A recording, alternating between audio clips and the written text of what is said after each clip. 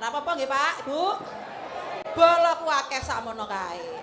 Bir kita. Halo. Ora usah dirungokke, ora usah didelok ya. Bir kita. Nggih Kang Mas. Iki apa? Wayang. Wayang. Kowe ngerti ora bedane wayang karo bir kita? Napa Kang Mas? Yen wayang saya suwe saya antik, yen kowe saya suwe saya cantik. Kerasan. Nah, aja kerasan aja ngono. Loh, lah memang ngeten iki kok ya. Sampeyan wingi ndelok upacara ora nang nggen istana? Upacara Nang TV lho. Mboten. Nontono ya. Ben ngerti ketegasan seorang pria. Oh, komandan lho.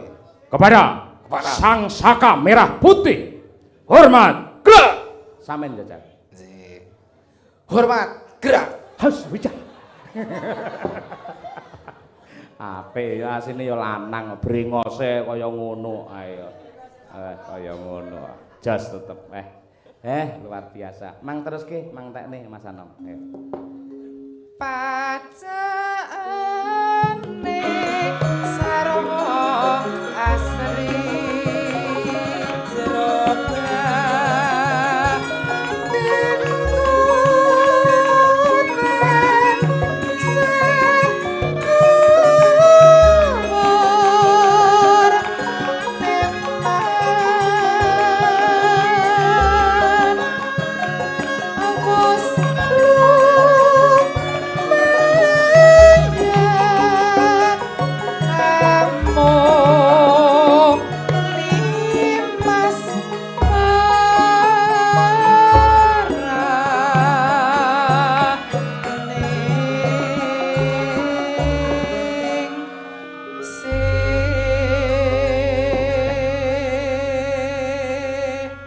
biasa tenane lho. Nuwun sewu Mas Anom, aku tak takon ning kula nyuwun jenengan jujur mawon. Jenengan piyayi kakung kok iso berprofesi sebagai sinden niku pancen niku hobi napa niku pengen melestarikan budaya apa mergo kepepet butuh napa? Sing nomor setunggal kalih niku wau leres. Sing nomor 3 mboten. Mboten. Dadi ora golek dhuwit ya ngene iki ya. Ya ki golek dhuwit. Kowe kok mencela-mencele dijak omong. Jenengan wau rak mature kepepet butuh. Lho nek kepepet butuh nggih mboten kepepet butuh. Nek golek dhuwit ya golek dhuwit. Dadi ora seneng dipepetne sampean. Mboten. Ah iya, jos. Jenenge pria saleh ngono kuwi. Elok tenan. Ibuke sinden to? Mboten. Sampean keturunan sinten kok iso nyinden apik kaya ngono? Lho. Mimin ki apa iso sinden? Nah. Kok keturunane Mimin? Ah iya. Anu mbahi nggih, dalang nggih. Nggih. Mbah Kakung. Riyen nggih. Oh, asmane sapa Mbah Kakung? Ki Sudadi. Ki Sudadi. Ki Kuntadi. Sudadi. Oh, Sudadi. Oh, nggih. Apik. Nggih, luar biasa. Gumun angger Klaten kuwi lho, dalang apik kok Klaten, pengrawit apik Klaten, sinden apik Klaten. Iki ana sinden lanang viral Klaten. Ngono kuwi lho, Jan. Sampeyan kegiatane mendinane apa lek ora nyinden? Jahit. Jahit. Cah lanange mbok macul, poli apa-apa. Lah wong mboten basike ten mriku kok kon maculi maksude pripun? Lah mosok piyai kakung jahit ngono. Piyai kakung jahit niku kathah. Tailor niku piyai kakung sedanten lho. Taine sapa? Tailor. Oh, Tailor to oh ya. Kaget aku ora. Oh iya jahit. Ning lek sing jeneng kaya ngono kuwi enten leres. Sing jahit beskap kula niku namine Pak Samidi. Gene yo. Ya gene ya gene ya. Gene ya lanang sing jahit. Ngono lambene nyongot nanti kena nyatone kethu ora. Nggih. Niki sing jahit Pak Samidi. Tur lek mboten Pak Samidi jahitane kula mboten cocok. Nggih, ngeten iki luar biasa nggih. Matur nuwun ya Mas Anam ya. Nggih, sami-sami. Menembang neh gara-gara. Nggih. Terus sampean iki nadyanto anu biasane lek bintang tamu lek mesti kula nembange lek nggih limbukan kali gara-gara tok. Klenengan sampeyan nembang to ki mau. Nggih. Nggih kula tabuhane kanca-kanca piye? Tabuhane kanca. Sae lah Madangkara kok. Wah. Leleng kok. Wah, terus sing krebab gayane ndingkluk. Oh. Sampeyan mau nitih bis kali kanca-kanca? Nggih. Lungguh karo sapa? Kalih Mbak Birgita. Mbak Birgita. Wih bener aman ya. Bener aja pisan-pisan lenggah karo priya ingkang naminipun Mas Joko Rajamala ya. Sing pundi niku? Sebelah niku mau. Njing lek ampun cedak-cedak. Pamane Mas Joko teng mriki sampean rada ngarepe telu lah, telung kursi. Mergo niku lek nesu ngidoni. Medeni. Ayo medeni to, nggih to, ngoten niku. Riyen nggih teng mriki tanggapan setahun kepungkur teng mriki ning nembe gerah riyen niku teng mriki. Mergo lakone iki Wirata Parwa. Lah iya nggih. Ulang tahun sajang ini Pak. Ulang tahun, alhamdulillah. Kaya apal tanggal lahire nggumun aku ora ya nggih. Matur nuwun, sembah nuwun. Ya, luar biasa elok iki. Jan elok nyenengke tenan, Nduk. Iya. Mau ana pamundhut saka Pak Haji Teguh to. Ngersakake Nyidam Sari. Wingi neng Tarokan iki direwangi nganti goro-goro mergo ngenteni Kutut manggung. Iya, saiki ngersakake Nyidam Sari. Nyidam Sari sing diaturi nyuwara sapa? Tak golekke dulure wong kene. Dulure Pak Yoyok Njodipati. Sapa? Waranggana yang kecantikannya seperti Mbak Luna Maya. Sapa? Mbak Birgita dari Kota Tahu Kediri. Wah, ya tenan iki. Jas iki ayo. Wingi iki rekake pas tanggapan ning Tarokan iki dulure dikode gawakno tahu takwa. Ya, wah gawane pirang-pirang besek kae, tenan. Ya. Aku teko omah ndelalah luwe bar wayangan kok Tarokan. Anu Bu njaluk tahune Birgita. Ayo.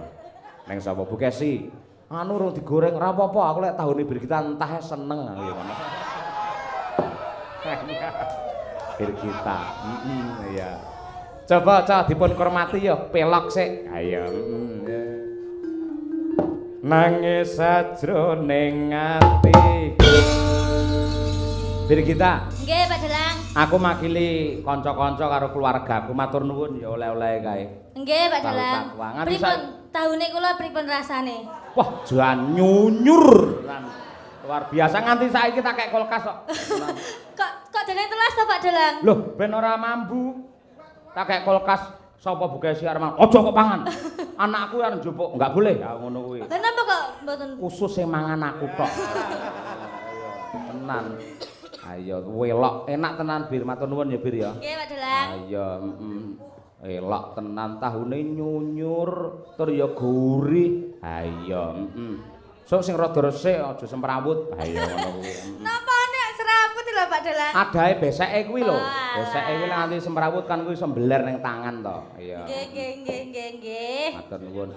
Sampeyan karo Pak Yok pernah dulur to? Nggih, Pak Dalang. Piye pernah?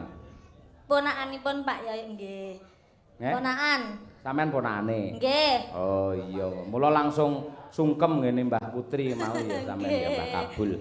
Luar biasa. Lan menika ugi dipun giaraken kejawi wonten ing YouTube Kuntadi Channel, ugi wonten YouTube-ipun Njodipati lan ugi radio Wayang Kulit Njodipati, wayang aneh. Ayo ngono kuwi. Iki lho dipunduti karo Pak Mantri Teguh sing Oktober arepe nimbali awake dhewe. Kula niku dijak napa mboten Pak Dalang? Dijak. Nggih, saestu. Tenan. Nek mboten dijak kula nyusul jenengan. Iya, karo nggawa tahu ya. Iya. Lah kula niku tak putih-putih beto tahu Pak Dalang. Loh, maksudmu piye maksudmu? lagi kula niku lek kuliah kalih sadean tahu. Gek piro regane ngono iki? Pinten nggih Pak Dalang nggih? Mboten mesti tergantung orderan ngoten niku Pak Dalang. Oh iya. Sak plastik isine piro to, Sis? Isinya 10. 10 ngono kuwi. 10 piro? Kira-kira regane piro 10 iki? Nggih lek sing jabone nggih sok-sok nggih 5.000, nek sing isine nggih 5 yuta Pak Dalang. Lho, beseke niku lho, beseke kan gedhi to Pak Dalang nek niku. Wis sing jaba. Kuwi 5.000. 5.000. Heeh. Nek tahune 5 juta. Pomo 750 ora oleh. Lah iya. Ah iya, ora apa-apa mergo ciri khase Kediri lah siji tahu takwa, loro gethuk apa jeneng? Gethuk gedang Pak Dalang. Gethuk gedang sing dawa kae to? Napa? Sing dawa kae to? Nggih, sing Ayo. dawa-dawa coklat ngoten niku. Loh, Lah leres to, Pak. Gedhok-gedhan iku nek wani coklat to. Coklat nggih. Dadi tahu takwa karo gedhok gedhang. Pas kuwi. Ha ya siji bunder siji dawa. Ha ya apik kuwi. Ciri khase Kediri kok. Ha ya. Virgita luar biasa.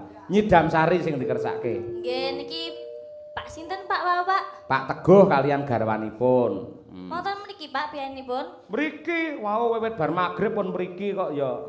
Ten pundi Pak? Juwagongan kali manjer-manjer batinku. Ora perlu karo dulur wis ngangge tembunge wis dadi. Temu ndi Pak Teguh wae enten kok ya. Mau bareng aku munggahe kok ya. Panjenengane iki mantri tur wis haji. Ha iya, putrane dadi kabeh. Sok calone pondokane nggih dandan sinden kalih yoga didekek ngen klinik ngono lho. Lah kok teng klinik, Pak? Oh, pancen putrane kagungan klinik ngono. Pripun? Oh, teng mriku. Nggih. Pripun, Bu? Oh, nggih, sehat. Jenengan mboten teng mriki kemawon to, Bu? Teng mriki lho, Bu, kalih kula. Napa kula susul? Aja, pancen senengane Pak Teguh karo Ibu berbaur ning masyarakat ngono kuwi. Ya. Ngono karo slonjor karo mangan kacang ngono kuwi lah wis mulya. Ha iya, Nyidam Sari bawane Bir. Pripun, Bu? Tanggal 13. Nggih, siap, Bu. Iya. Ayo. Bawa napa langsung? Bawa no, piye to dikumpliti arep ditangkap kok ya. Kumpliti ora ya.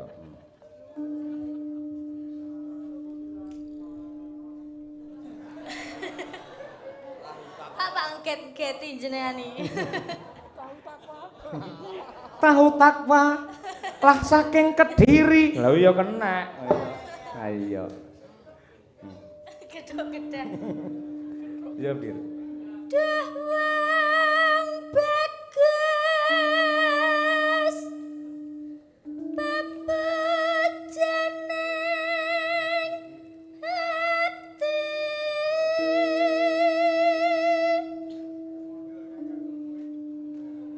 kaya ngene wong nandang asmara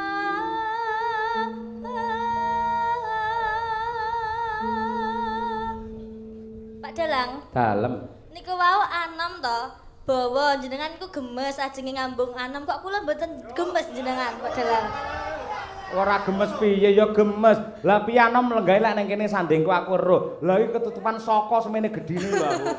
Dadi iki krungu gur swaramu tok ora. Kowe menek ning saka gen roh, Ndang. Kene ra apa-apa nembang ning kene. Ning kene. nggih Pak Dalang Ra apa-apa kene. karo ben romantis ya Pak Dalang Lah iya, oleh rene bahane wong lanange sapa ngono lah nembangmu kurang menjiwai. Berarti niki kula sing setri jenengan sing kakunge. Kula sing setri jenengan kakunge. Maksudnya aku mbahe no ya. Boten. Lanange ngono to? Nggih. Oh iya, ora masalah. Kan ben so sweet to Pak Dalang. Ah iya, apik. Aku kaya batik madrim, kowe kaya batik printing kowe. Walah Pak, mbok tulis to Pak, sing ojo larang sithik. Tulis. Coba kaya apa Tanjung nembang sing apik wong ayu.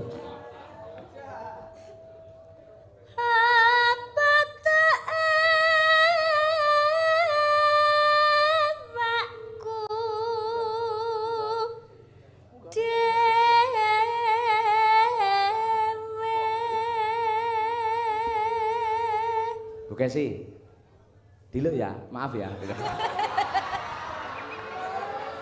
Wis tak izinke ra apa-apa, Bir. Ayo. Ini kan kebutuhan kita kepada masyarakat untuk menghibur. Dadi mboten napa-napa nggih, Pak nggih. Ayo. Poh lenggih bantere ora ayo. Coba rada rene cahaya kaya apa? Kakang Mas. Lumahing jagat kuruping langit ora ana wanita ingkang rengga sakjroning rasa kejaba mung kowe Tanjung.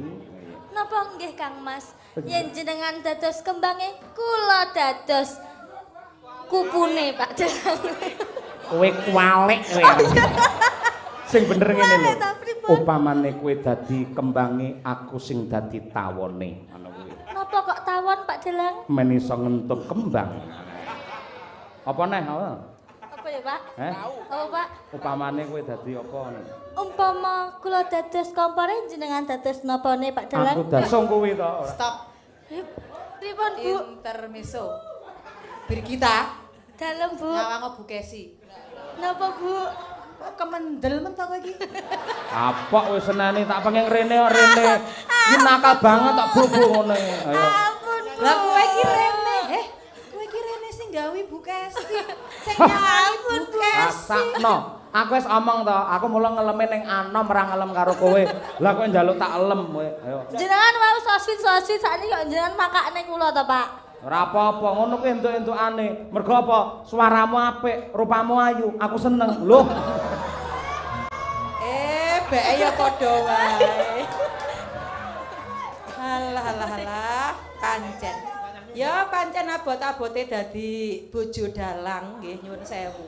Dadi bojo dalang niku atine kudu jembar tenan. Ngeten iki ati kula sengkring-sengkring lho Bapak Ibu. Waduh. Sek dadi wong wedok normal sabi Bu, jenengan. Bojone jenengan ganteng, kondang, sugih ning dalan digodho wong wedok. Atine jenengan pripun Bu? Biasa. Iki lho gue merongkol. Merongkol sak es batu. Lain aku ya nyunggi kompor. Iya. Ini hanya kebutuhan di dalam pementasan untuk menghibur warga masyarakat. Tidak ada tendensi yang lain karena sebenarnya kalau tidak pas pentas yang menjadi keindahan untuk tubuh dan hatiku hanya Sukesi Rahayu. Alah. Pret gombalamoh. Terus no, iya Mbak Birgita coba kaya ngopo. Saya tuku tahu neh jare. Ayo. Ayo Bir. Nano. Alah, aja ngono. Aku lek gur arep bales sampeane gampang. Wong kene iki kedho ngombo kene iki ganteng-ganteng nom-nomane teng njaba ganteng. Perangkat desane ganteng. Lek gur Pak Moden wae ora aku ya gelem lho. Nggih napa mboten Pak Moden? Ya laris dia kroyokan aku ning njaba. Iya. Mulai dadi bojone Mutin tak mau Ibu Kesi. Pomo ora ndek dhuwit, nek bojone dalang kan mesti tanggapan entuk dhuwit. Nek bojone Mutin ora ndek dhuwit, mek didongakne tok kowe engko. Ya bacot lebih. Terus nek Cahayu ora apa-apa bapakmu jarak kono. Ben ayam ben awet enom ya Bir ya. Yes. Yes. Bacotno coba kaya ngopo wong ayu. Duh dewa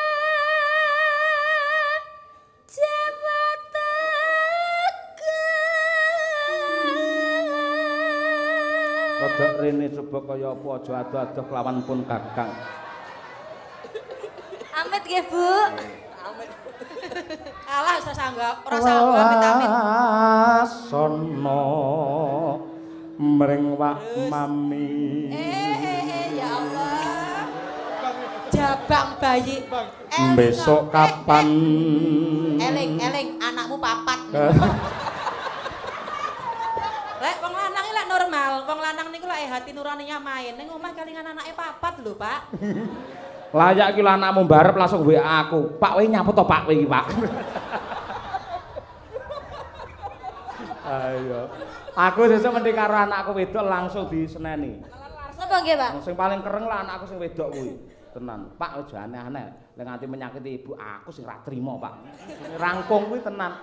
Aku njarake lisan rangkung ning omah menteleng karo ngene iki kok mongko wireng kae jan saiki. Ha iya. Ya bir kowe iki.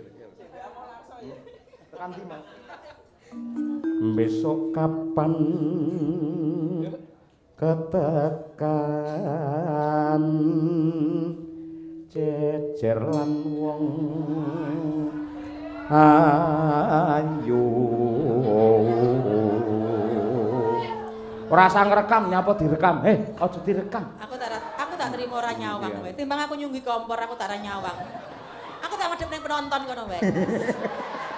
Ben, ora apa-apa nggih Pak, Ibu. Bolok akeh sakmono kae. Birgita. Halo. Ora usah dirungokke, ora usah didelok ya. Birgita. Nun inggih Kang Mas. Iki apa? Wayang. Wayang. Kowe ngerti ora bedane wayang karo Birgita? Napa Kang Mas? Yen wayang saya suwe saya antik, yen kowe saya suwe saya cantik wong ayu. Pak Dalang. Piye ngono iki, Jan? Pak Dalang. Piye wong ayu? Kalau ada bulan. Kalau ada sumur di ladang ya. Kalau ada bulan Pak Dalang. Aku mau jadi bintangnya. Oh, begitu. Biar bisa menerangi dunia di malam hari bersama Pak Dalang.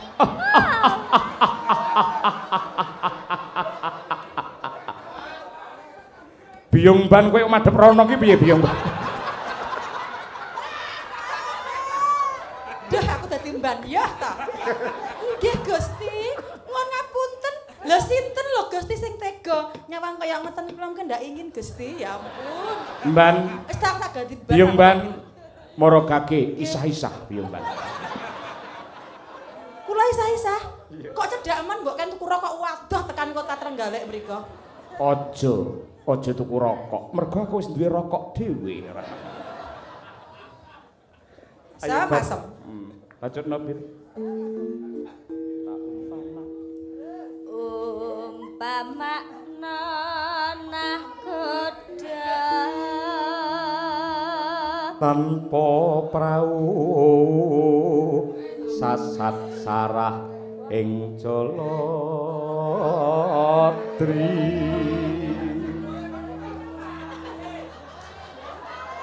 Bareng ya bareng. Jiro lu nyedam sari as moro. Pak. Aku tak nyawang sampean wae. Aku mau nyawang ngono, ndake ku panas. Aku nyawang sampean ngene terhibur aku tenan. Ya ampun. Tutok-tutokno. Lah rak tenan to, anakku sing barep WA tenan iki lho, bapak jahat. Lah iki lho.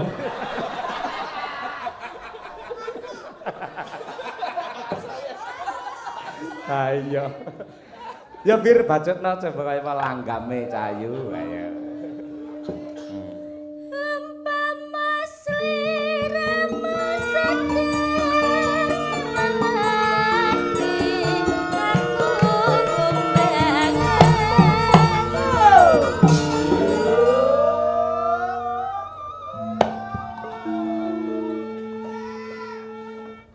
Sopo ketok? Kaget tak kira anak wedhus manak ya ayo. Iya. Neno. Anak sing belani Bu Kesi ya. Sabar Bu Kesi, ngulek lemes lak ya prei jere ayo. Ayo. Lah nggih to, ngeten iki nyuwun sewu, Pak. Jaman si arek entuk kula niku lek mbebeki goleki kula nyinden teng Jodipati. Jenengan nate kelingan napa mboten sing jaman legendaris Jodipati kula nyindeni Pak Purbo Asmara jaman sementen. Dhek niku mbebeki goleki kula ben bengi kula ditunggoki, Pak. Saiki lho, biyen ketok apa? Saiki ketok apa? Bareng saiki aku wis tuwek anak-anak papat, saiki gandrung karo Birgita, ya wis ra apa-apa. Ono mbok eling jaman semono lek mbebeki nunggoki nang gubuk kae lho. Gubuk sawah tengah Jodipati kae. Iya, saiki rusak gubuke san ya. Lah mak gonjot, mak beruak pedhot kabeh ora. Ya Bir, ayo. Nalikane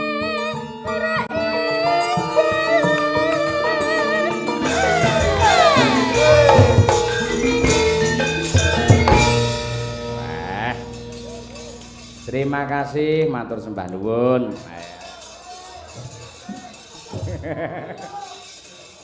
Wah, Zogi ayeng tenan ning Dongombo iki. Ayo. Mongko tanpa ngangge pelawak lho. Lah iya. Dalang saiki abote abot ora kaya yen dalang tanpa ngangge pelawak. Salim mriyen kalih Bu Kesi. Ayo damai. Ngapunten nggih, Bu. Ya wis tak ngapura. Ning sesuk meneh aja baleni ya Nduk Cahaya. Wong ngono kuwi asine sing ngongkon ya Bu Kesi dhewe lho asine. Ora. Ngono gaya Bir. Engko tak omongi Pak Yoyok tulung engko jarak kono ya.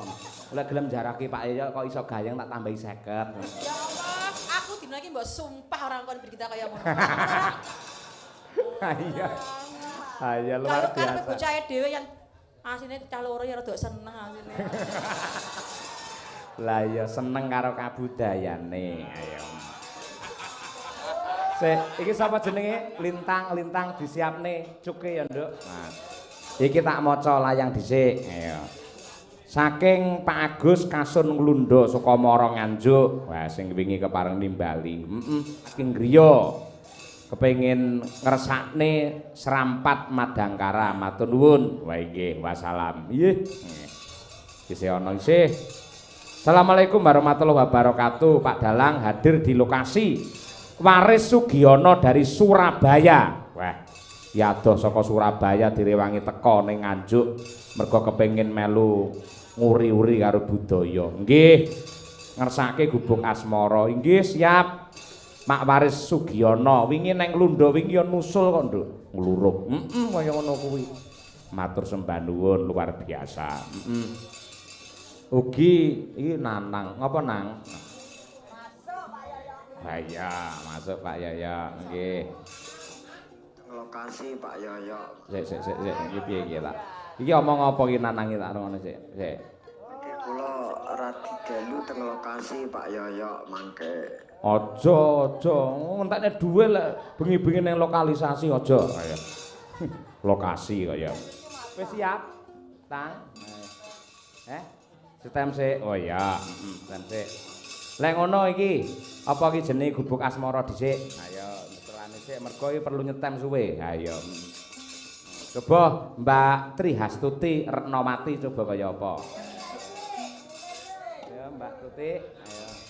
Turun gunung.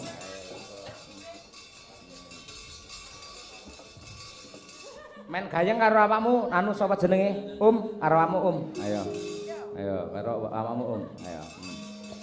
Ayo, men mau wis siji-siji sae ganti loro.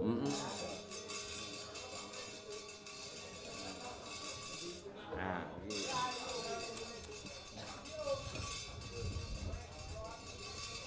Ya dibawani dikompliti. Ayo. Mesake adoh saka Surabaya. Ayo, Pangkur ya? Nggih, Nggih, siap. yo. Dhisik ana sing sepuh awakmu, Tik. Tutik. Ayo. Pocong. Oh iya, pocong. Wah, pocong. Ayo. Wah, Pak Yoyo mulai enggak konsen iki. Walah. Bener Tut, bener. Jan enggak konsen. Mulai ra fokus. Mulai ra konsen kelingan Brigita. Ya sing jenenge wong mangan ning ngangge kecer masa omong ra entuk kleru ya. Masalahnya kelingan tahune Brigita mau lho. Heeh, ayo. Ayo. Tapi tahunnya kita dimakan semua loh. Gak kaya Pak Yoyo loh. Lah ini kan yogo-yogo ya dikei to. Bareng yogo ki meneng ae loh. Bareng Pak Yoyo diungkit-ungkit terus loh. Karo Pak Yoyo ki. Lah iya to. Piye maksudnya piye iki mau? Ngeten loh.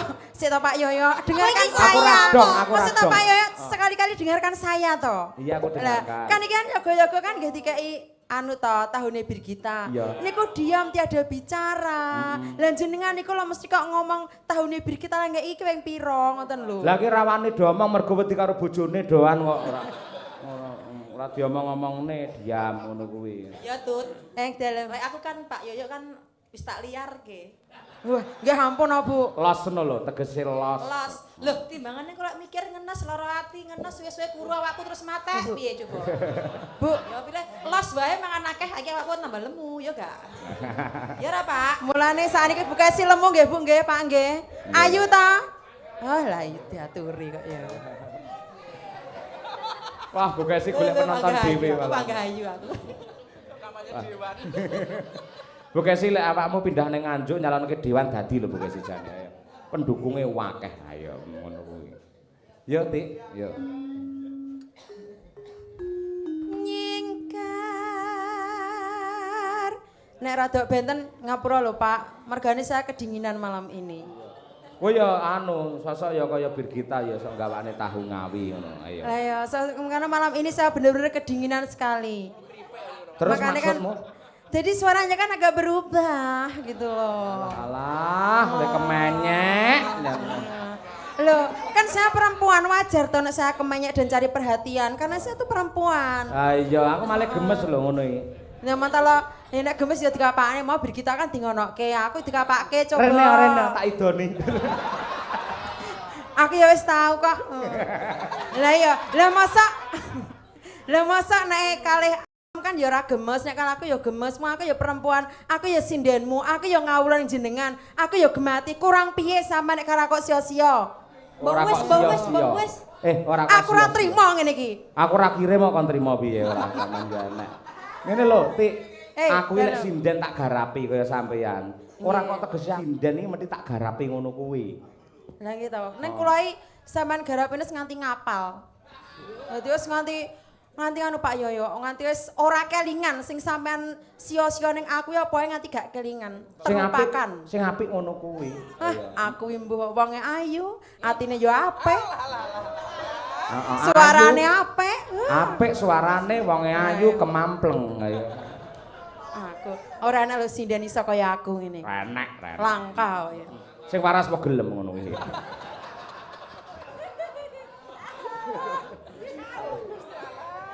Ayo Tik.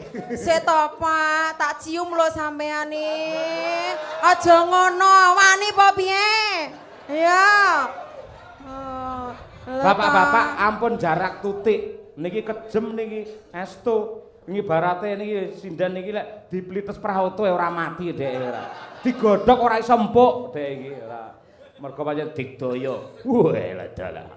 Saya itu Retno Utami. Iya. Apa Retno Utami? Wah, asline Retno Utami. Retno Utami. Terus Gudiken kae diganti Trihastuti. Sirah kula niku mlenting Pak Yoyo. Asline jenengan Trihastuti Retno Utami. Lah, sesasi niku sirah kula niku menyonyo niku kaya udunen kabeh ngoten niku lho. Angger digundul tukul neh ngoten niku. Dadi serang anggonan. Ya pancen ngono kuwi lek digundul malah tukule saya akeh ngono kuwi pancen. Apa ta jane iki? Kuwi lho borokmu mau lho ora. Ora. Tapi saniki mun resik kok. Syukur, iya. Mas Dan. Iya.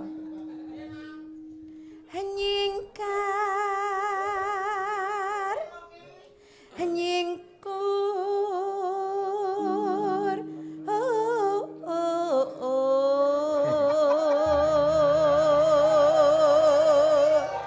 Saya nggih Pak nggih. Jenengan rek remen ta?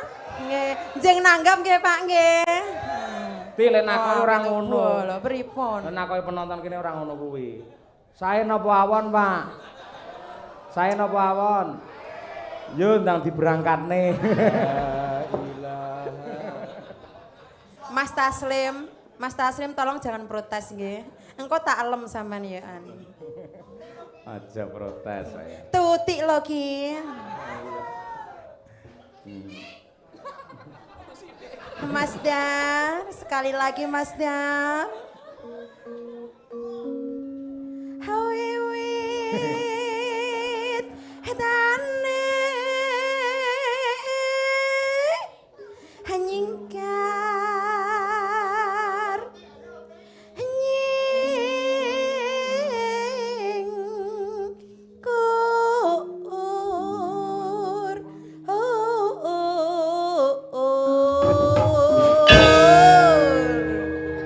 Ngapunten bapak-bapak, ibu-ibu. Pancen dalang-dalang menika sampun mboten enten sing purun diderekke Mbak Tutik nggih.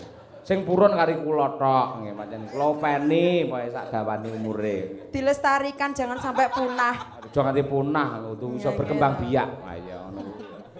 Kanthi iki ayo putri saka Ponorogo ayo mesake malah ndodok ning kono. Ngomong ae salah yo. Tutik ya, Tutik ya. Ya ya. Yo Mbak Tuti, yo dalange. Aku ora dianggep. Sorry sorry. Kan ya nek Cukup. iki sindenku bareng saiki dadi bintang tamu malah gialak karo aku to iki. Ketara lek sinden njaluk tambahan bayarane ngono kuwi kaya. Cukup Pak Dalang. Kula mboten trima. Aku ora kirim mangga ngengkel ora.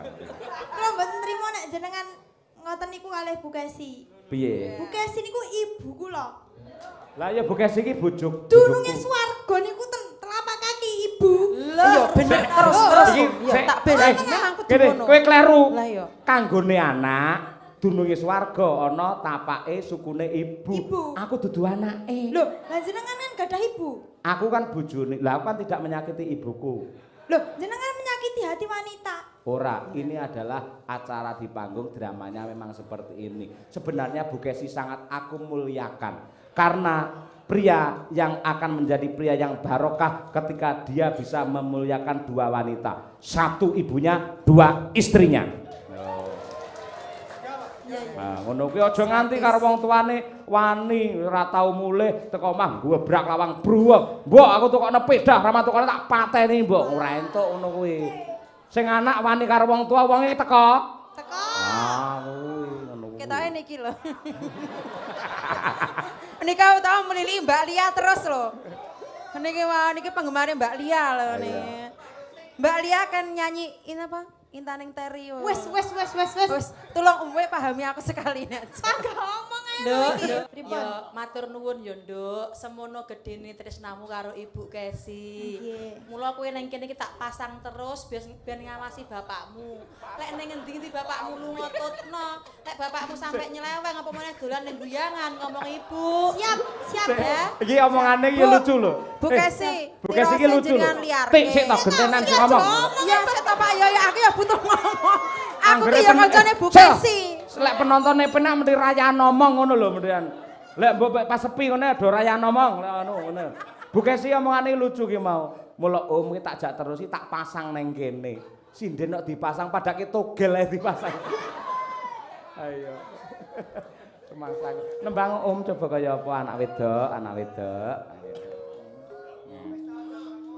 Cukup. Sik to tenang. Lingsem yen kemu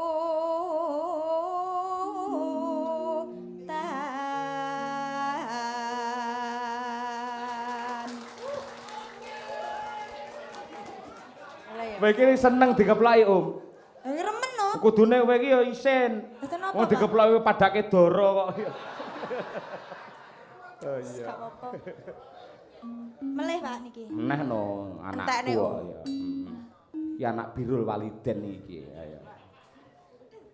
Lelampahan kang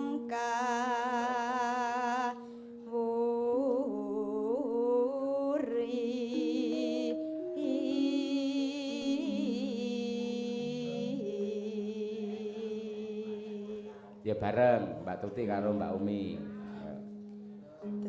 Tresno. Kayak aku ngajari pas maghrib mau lebar sholat maghrib kan tak ajari to. Lah kowe apa salat? Sholat. Kowe aja jujur no, kowe sing ngopeni sapa? Ya aja ngono kowe. Wudu ora iso lho sampean. Iso, aja menyek iso aku roh. Dek Aku ini start. pas neng apa jenenge neng Trenggalek wudu dek. Napa nggih Pak? Pas magriban to, wudu bar wudu nguyuh bar kuwi magriban. Kleru ti nguyuh iki balik wudune ora. Lah Pak Yoyo, lah kula nguyuhe gak iso mandek lho Pak Yoyo. Lah. Kula akhir-akhir niki mbeser lho Pak Yoyo, ketoke ketedun. Pancen hawane ngono kuwi hawane. Ketoke ketedun Pak Yoyo, saya butuh dipijat. Alah. Tak pijeti kene mripatmu ora. Ayo bareng sing apik ora. Ji rolu. Tresno. Raimu. Aja nyuara sik. Raimu aja kaya gila karo aku lho, ngetono aku. Aja nyuara sik awakmu ae. Nom dhewe nom. Ayo. Nah loro ra dadi-dadi wingi ora. Ayo. Muni. Tresno tulus nadyan ningku buk asmara.